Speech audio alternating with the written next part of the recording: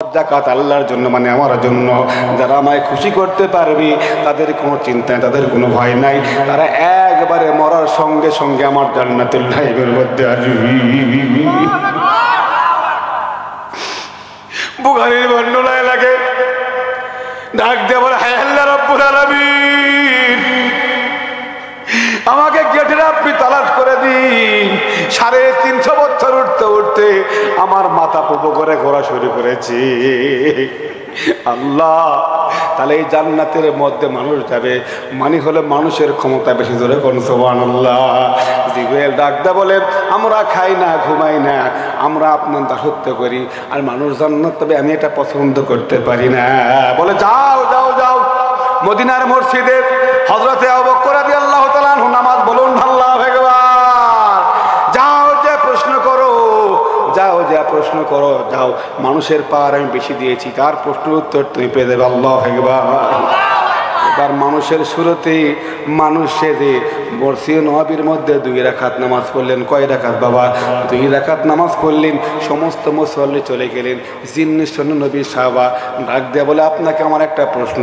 বলে, হ্যাঁ আপনি কি প্রশ্ন করেন? বলে, আজকে কয়েকদিন যাবত আমি জিবরাইলের তালাশ করছি, আমি জিবরাইলকে পাই না। বলুন না আল্লাহু আকবার। বলে, আপনি একটু এখানে বসেন। নবীর সেই সাহাবা জিবরাইলকে বুঝতে পারেন সাধারণ মানুষের মতো গেছে। নবীর সাহাবার কি আদর্শ ছিল, কি প্রেম ছিল। একটু খুরমা খেজুর একটু পানি দিয়েছে। ফেরেশতা খায়, ফেরেশতা খায় না, খায় না। বলে, আপনি একটু বসেন, আমি আবার যাব। আবার যাই নামাজটা বিছায়া দিয়া আল্লাহর দরবারে টেলিফোন করে বলে, আল্লাহ আমি তো বিপদে পড়ে গেছি, জিবরাইলের তালাশ করতে আসছে। আল্লাহ পাক ডাক দেয়া বলে, তুমি বলো তুমি সেই জিবরাইল। লিল্লাহি তাকবীর, নারে তাকবীর। আমার প্রিয় বাবারা, এইভাবে ওয়াজ চলবে, মনোযোগ দিয়ে আপনারা ওয়াজ শুনবেন। সামনের দিকে দেখে কাটতে পারে, কার কাদার অভ্যাস আছে। এবার ডাক দেয়া বলে, মিনাল কাফ মিনাল কাফ, সূর্যোদয় থেকে অস্ত পর্যন্ত আমি সমস্ত কিছু চোখ বন্ধ করে দেখলাম, কোথায় আমি জিবরাইলকে পেলাম না। আমি আবু বকর, আমার মন ডেকে বলে, তুমি হলো জিবরাইল। সুবহানাল্লাহ। দাম তাহলে কার বেশি হলো? এই জন্যই তো বাহিরে ঘোরে, এই জন্যই তো বিশৃঙ্খলা হই। জুলাই পট্টি, ছুরি পট্টি, বুড়ি পট্টি, পোলা পট্টি, কথা বলেন ঠিক কিনা? আজকের মাহফিল কাল কিয়ামতের ময়দানে নাজাতের আল্লাহ জারিয়া বানায় দেখ। যারা বোঝেন আল্লাহ তিনাদেরকে হেদায়েত দান করো। জোরে কোন সুবহানাল্লাহ। আমার ভাইরা একটু গভীর মনোযোগ। রাসূলের বুকের মধ্যে কে আছে? ওই সাহাবা আবু বকর। ডাক দিয়ে বলে, ইয়া রাসূলুল্লাহ হুজুর, ইয়া হাবিবাল্লাহ হুজুর, আমাকে ওরা এমন মার মেরেছি, আমার জীবনটা শুধুমাত্র আছে, আমি মনে হয় আর দুনিয়ায় বাঁচতে পারবো না। নবীর বুকে আবু বকর, নবীর সমস্ত শরীর আবু বকরের রক্ত দিয়ে ভরে গেছে। ডাক দিয়ে বলে, আবু বকর রে, আমার বুকে তোমার রক্ত, মদিনার মাটিতে তোমার রক্ত। আল্লাহ এই জমিনটা ইসলামের জন্য পথ বানায় দেবে। জোরে করে সুবহানাল্লাহ। আবু বকরকে বুকের মধ্যে দিয়া আমার আপনার নবী জনাবে মুহাম্মদ রাসূলুল্লাহ সাল্লাল্লাহু আলাইহি ওয়াসাল্লাম হাত তুললেন। আবু বকর তিওয়ার সঙ্গে হাত তোলো। আল্লাহ এই জমিনটা ইসলামের জন্য পথ বানায় দেখ। জোরে করে সুবহানাল্লাহ। আহারে, একদিন নয়, 2 দিন নয়, 10টা বছর মক্কা মদিনা আল্লাহ রাসূল কোরআন দিয়ে চালালি। আমার জীবনের একটা শখ, গাড়ি চাই না, বাড়ি চাই না, টাকা চাই না, অর্থ চাই না। আল্লাহ রাব্বুল আলামিন তোমার এই জমিন, আসমান তোমার, বাতাস তোমার, দৌলত তোমার, গাছগাছালি তোমার। আল্লাহ তোমার কাছে আমার একটা জিনিস চাওয়া, ছোট্ট সংসদ, ছোট্ট পার্লামেন্ট তুমি কোরআন দিয়ে পরিচালনা করাও। আমরা আর মাজলুম হবো না, আমরা আর জুলুম হবো না, আমরা আর মিথ্যা কেস খাবো না। আমাদের বাচ্চা কাচ্চাকে ছেড়ে বাহিরে পালায়া থাকতে হবে না। ও ভাইরা, ভাইরা বোনেরা, বারবার একটা কথা কেন বলতে চাই, মৃত্যু আপনাকে ধরবে, মৃত্যু আপনাকে পাকড়াও করে, মাস্ট বি, আপনি ছাড়তে পারবেন না। পৃথিবীতে যে ব্যক্তি জন্মগ্রহণ করেছে ওই ব্যক্তিকে একদিন মৃত্যুর স্বাদ গ্রহণ করতে হবে। আবু বকর ডাক দেয়া বলে, আল্লাহ রাসূল গো, আমি আবু বকর মনে হয় আর দুনিয়ায় থাকবো না।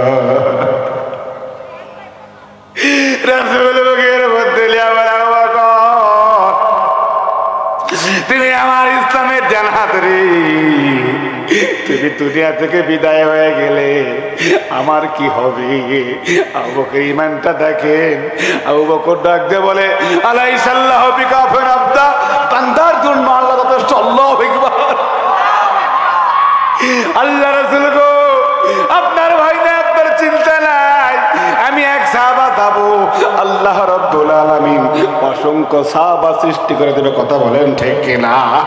নাস্তিক শেখ হাসিনা আল্লামা সাইদিকে ইনজেকশন করে মেরেছে, এক সাইদি মারা গেছে, আল্লাহ জমিনে হাজার হাজার সাইদির মতো বক্তা বানায় দিয়েছে।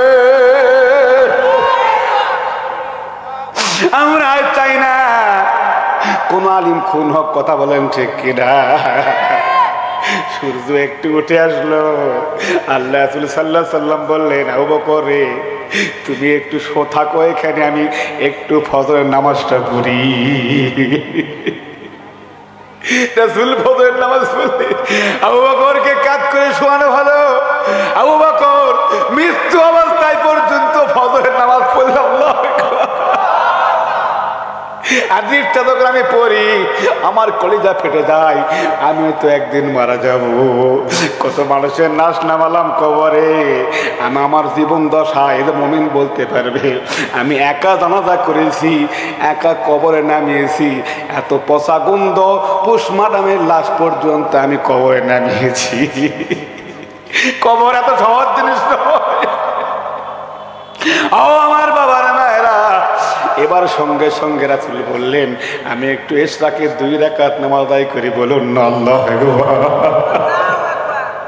ইশরাকে 2 রাকাত নামাজ আদায় করলে আবু বকরকে পিঠের মধ্যে আমার সাহাবা ডাক দেয়া বলে, এই আমার কলেজায় টুকা সাহাবা, চলো তোমাকে একটু কিছু খাওয়াতে হবে, নাহলে তুমি এখন দুনিয়া থেকে বিদায় হয়ে যাবে। আমার রাসূল পিঠের মধ্যে কাকে বলেন? মনে আছে? সাহাবাকে পিঠের মধ্যে নিলেন, চলে গেলেন একটু মরুভূমির মধ্যে। উটের পাল খুঁজলেন, পেলেন না। মহিষের পাল পেলেন না, ভেড়ার পাল পেলেন না, দুম্বার পাল পেলেন না। রাসূলের চোখ দিয়ে দূর দিগন্তরে দেখা যায় কে যেন একটা কালো কুসকুসে লম্বা মানুষ, কালো কুসকুসে লম্বা মানুষ ছোট্ট ছোট্ট ছাগল চড়ায়। আল্লাহুম্মা তাই দেন। কি হয়েছে? সমস্যা নেই, চিন্তা করা লাগবে না। শোন, গরম পানি বাবা তুমি দিচ্ছ, মুরব্বি তুমি তো। আল্লাহুম্মা সাল্লি আলা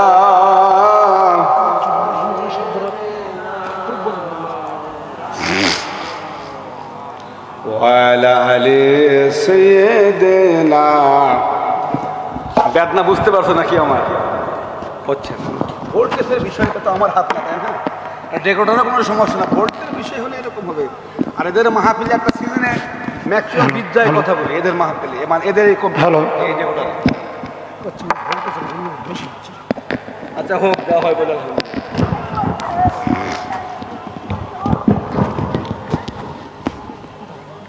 আলহামদুলিল্লাহ। রাগ করছেন আপনারা?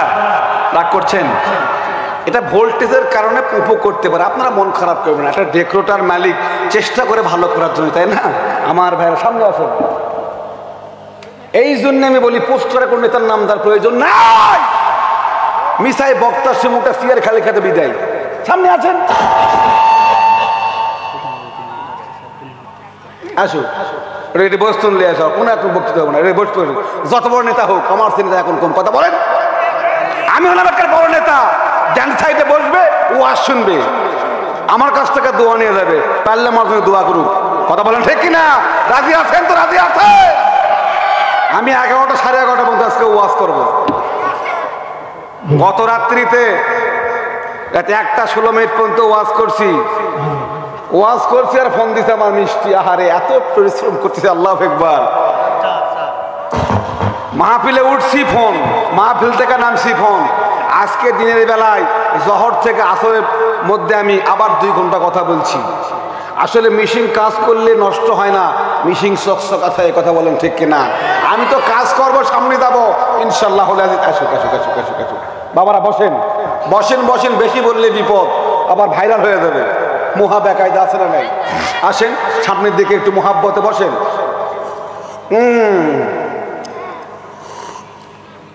সুন্দর একটা মাহফিল। রাগ করছেন নাকি আপনারা? ওয়াজ চলবে কিছুক্ষণ ইনশাল্লাহ। কোথায় আছি আমরা? মৃত্যু নিয়ে কথা বলছিলাম। আয়না মাতা কোনো যদি কুমল মৌ ওলাউ কুমতুম ফি বুরুজিম মাশাইয়াদা। আরে প্রাণ থাকে একদিন এই খাঁচার ভিতর থেকে বিদায় হয়ে যাবে। বিদায় হবে না? হযরতে জুন্নুন মিসরি রহমতুল্লাহ, কি নাম? একজন আল্লাহর ওলি। উনি গভীর রাত্রিতে, খেয়াল করবেন, খুব অ্যাক্টিভ, এ বাবারা শোনো, খুব অ্যাক্টিভ, গভীর রাত্রিতে আল্লাহর জুন্নুন মিসরি রহমতুল্লাহ কিতাবের মধ্যে লেখে, চশমাটা কোথায় বাবা?